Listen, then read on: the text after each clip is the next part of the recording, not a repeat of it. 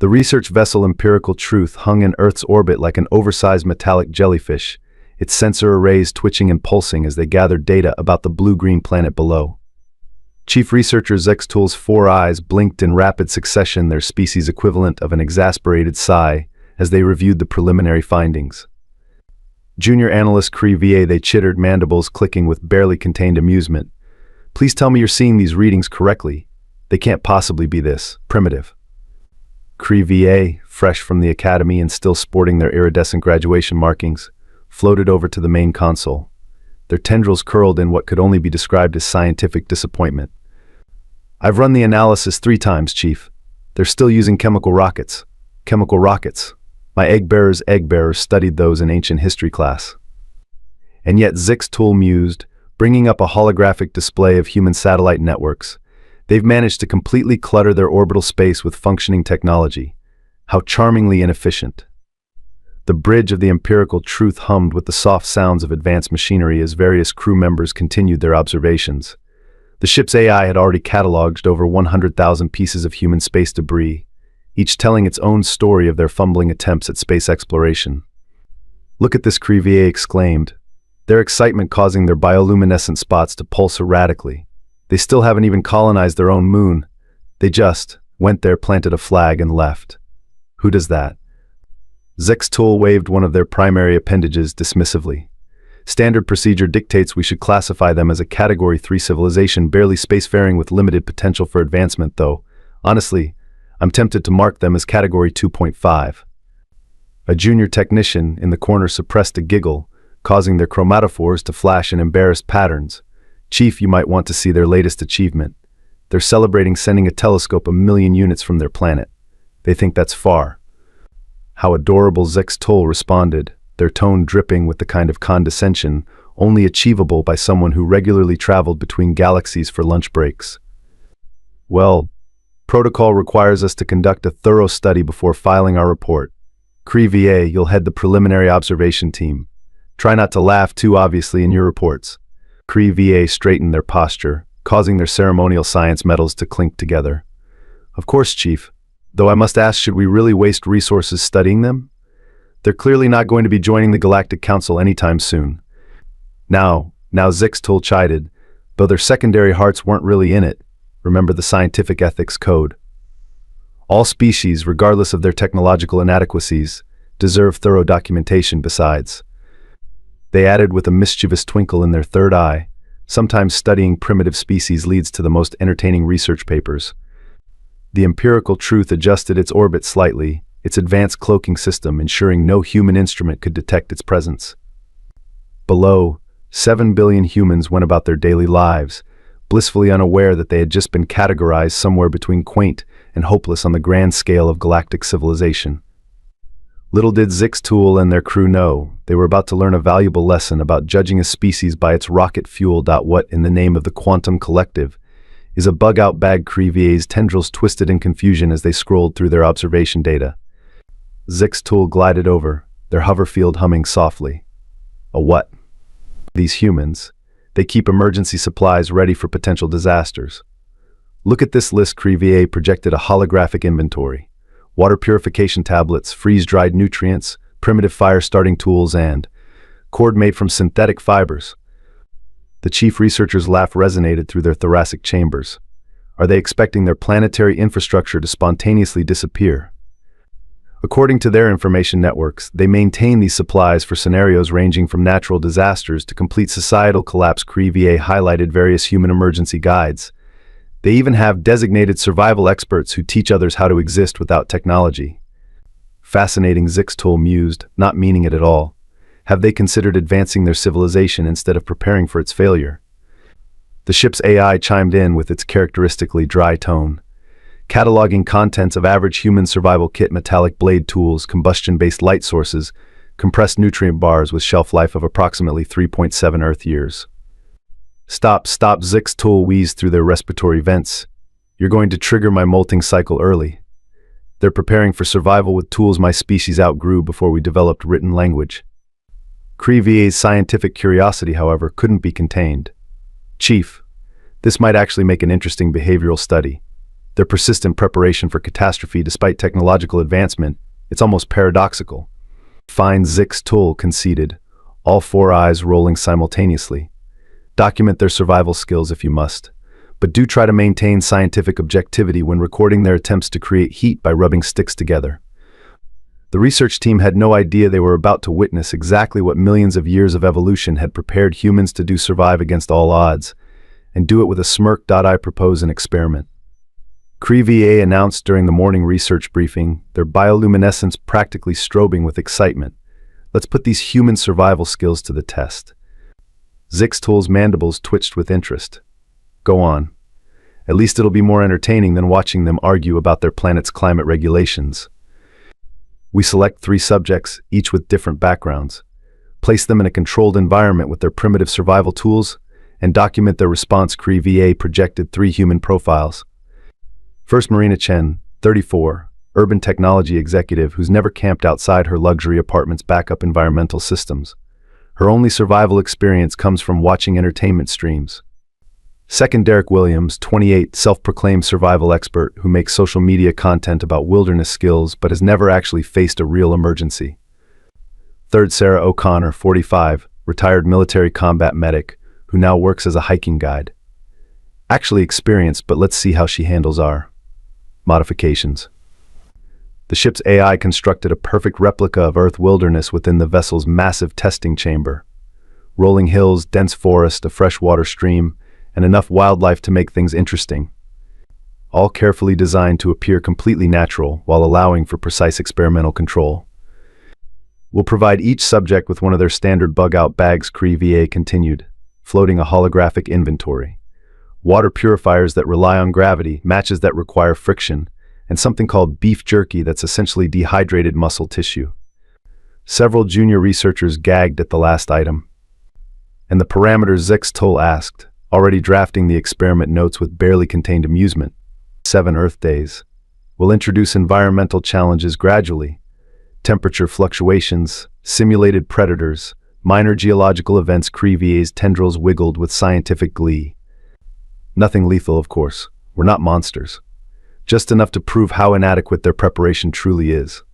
Approved, Zix's tool declared. Though I suggest we prepare the medical bay. These humans might need treatment for their injured pride, assuming they last more than 2 days. The extraction teams deployed that night, using advanced teleportation technology to collect their subjects. Marina was taken while checking her investment portfolio, Derek during one of his video recordings, and Sarah in the middle of a trail marking expedition. As the 3 humans materialized in separate locations within the testing chamber, still unconscious from the transport, CRE-VA initiated the observation protocols. Beginning human survival assessment. Trial 1. Current hypothesis subjects will require emergency extraction within 48 hours due to complete systems failure and psychological breakdown. The ship's AI marked the start time, its processors already calculating the probable failure scenarios. None of its projections accounted for what was about to unfold. Marina Chen woke up first, immediately checking her smartwatch dead. Her executive instincts kicked in as she surveyed her surroundings and the bug-out bag beside her. Well, she muttered, this is significantly worse than that time our cloud servers crashed. In the observation chamber, CRE-VA's tendrils coiled with anticipation. The corporate human will likely malfunction first without access to their primitive digital networks. Derek Williams came to consciousness dramatically, just as he did in his videos. Hey survival family, looks like we're in a wait. Where's my camera? Reality slowly dawned on him. Oh crud, this isn't a simulation. Sarah O'Connor simply opened her eyes, checked her supplies, and started gathering firewood. No fanfare, no panic, just methodical efficiency that made Zix's tool's third eye twitch in irritation. Look at them fumbling with those fire-starting devices, a junior researcher commented as Derek spent 10 minutes with his ferro rod. They actually have to create their own thermal energy. But then Derek got his fire going, and then another, and another. Always build 3 fires in a triangle formation, he announced to his non-existent audience out of habit. Better heat distribution, and it keeps predators away. Interesting technique, CRE-VA admitted reluctantly, though completely unnecessary with proper temperature regulation technology. Meanwhile, Marina had already constructed a surprisingly effective shelter using nothing but paracord and a tarp. It's basically project management, she explained to herself. just with more dirt and fewer stakeholder meetings. The aliens watched in growing confusion as she applied corporate methodology to wilderness survival. She'd created a Kanban board using sticks and leaves to do in progress and completed columns clearly visible. Sarah, to their further bewilderment, had not only established a base camp but had also started setting up snares. The retired combat medic appears to be treating this as a tactical operation, the ship's AI noted. Her efficiency rating exceeds our initial projections by 47%. They're using those primitive water purification tablets Zextool observed when they could simply not drink contaminated water in the first place. But within hours, all three humans had secure shelters, clean water sources, and established fire pits. Derek's YouTube survival knowledge proved surprisingly practical. Marina's organizational skills translated shockingly well to resource management, and Sarah's military experience made her practically thrive. Should we introduce the first environmental challenge? Crevier asked, trying to hide their unease at the humans' unexpected competence. Zextool authorized a sudden temperature drop. The humans responded by combining their camps, sharing resources, and telling stories around their fires. Marina organized their supplies using Six Sigma principles. Derek wouldn't stop explaining techniques to his imaginary audience, and Sarah kept them all focused and calm.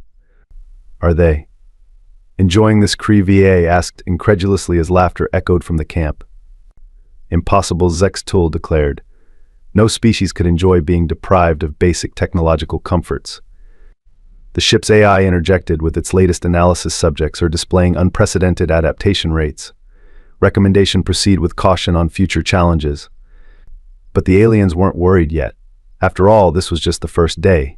Surely these humans would crack under pressure soon enough, wouldn't they? The laughter from the camp suggested otherwise. Day 3 brought revelations that made Crevier's tendrils tie themselves in anxious knots. Chief, they reported, the humans have developed what they call upgrades to their emergency supplies. I don't understand how. Marina had turned their emergency blankets into solar stills, multiplying their water production. Simple process optimization, she'd explained to Derek, who was recording the technique with charcoal drawings on tree bark for his future viewers. Sarah had transformed seemingly useless items into survival tools. A broken emergency whistle became a fishing lure. The metallic interior of food packaging turned into a solar signal mirror. Even the plastic bags were repurposed as waterproof storage for medicinal plants she'd identified. They're supposed to be failing, Zextool muttered, watching the humans thrive despite increasingly harsh conditions. Not innovating.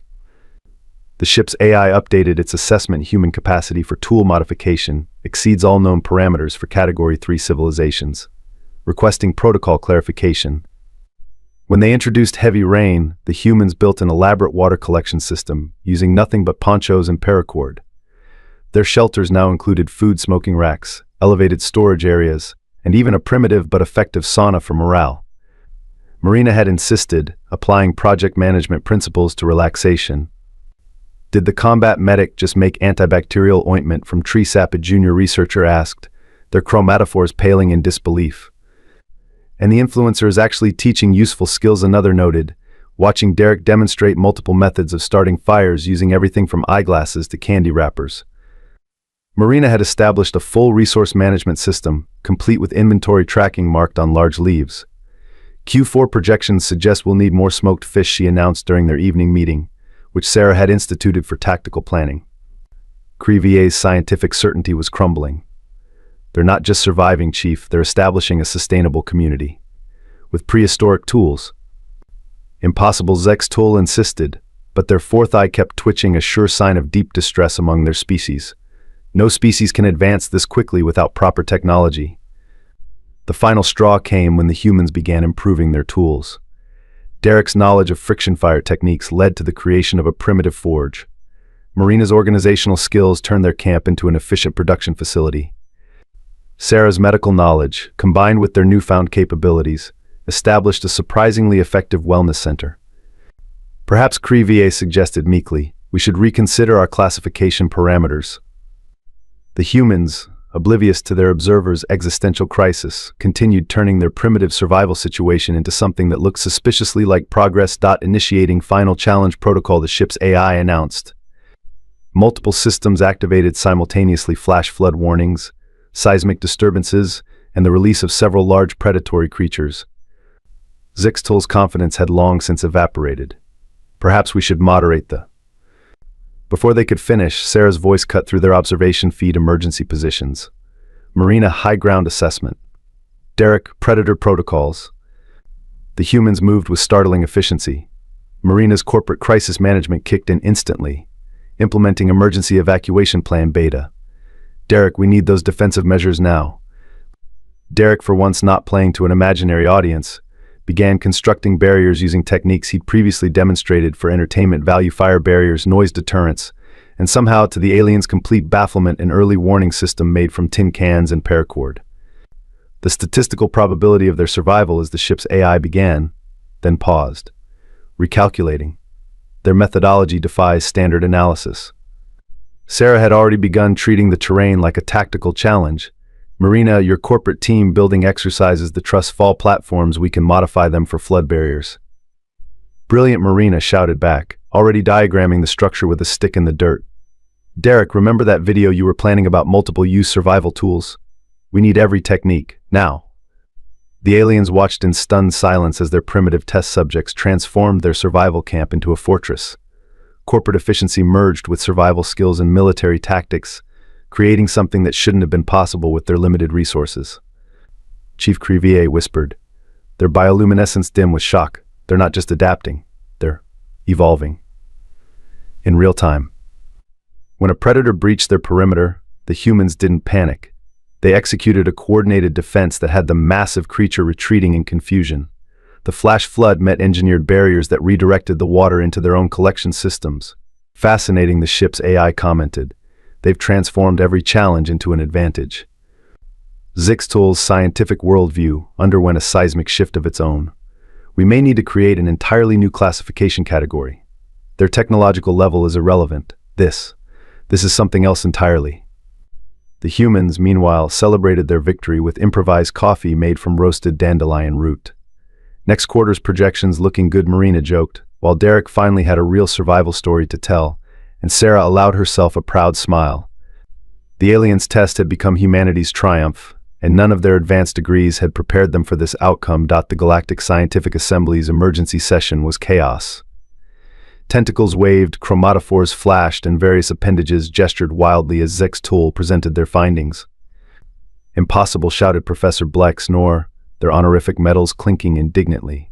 No species can progress from making fire to establishing complex societal structures in 7 rotations. Crevier projected the experiment footage.